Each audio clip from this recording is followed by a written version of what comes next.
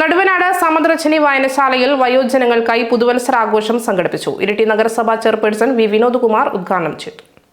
ഇരിട്ടി മുനിസിപ്പാലിറ്റിയും കേരള സാമൂഹ്യ സുരക്ഷാ മിഷൻ വയോമിത്രം യൂണിറ്റും സംയുക്തമായി നടുവനാട് സമദ്രച്ചനി വായനശാലയിൽ സംഘടിപ്പിച്ച വയോജനങ്ങൾക്കായുള്ള പുതുവത്സരാഘോഷം നഗരസഭാ ചെയർപേഴ്സൺ വി വിനോദ് കുമാർ ഉദ്ഘാടനം ചെയ്തു. വൈസ് ചെയർപേഴ്സൺ കെ സോയ അധ്യക്ഷയായി. Ward councillor M V Sreena സ്വാഗതം പറഞ്ഞു. ക്ഷേമകാര്യ standing committee chairperson P Dhanisha, കൌൺസിലർമാരായ A Lakshmi, C Rajeesh, Vayomithram medical officer doctor Antony Kattakkayam, മുതിർന്ന പൗരൻ പി രാജു എന്നിവർ ആശംസകൾ നേർന്ന് സംസാരിച്ചു. വയോമിത്രം കോർഡിനേറ്റർ സന്ധ്യ സന്തോഷ് നന്ദി അറിയിച്ചു.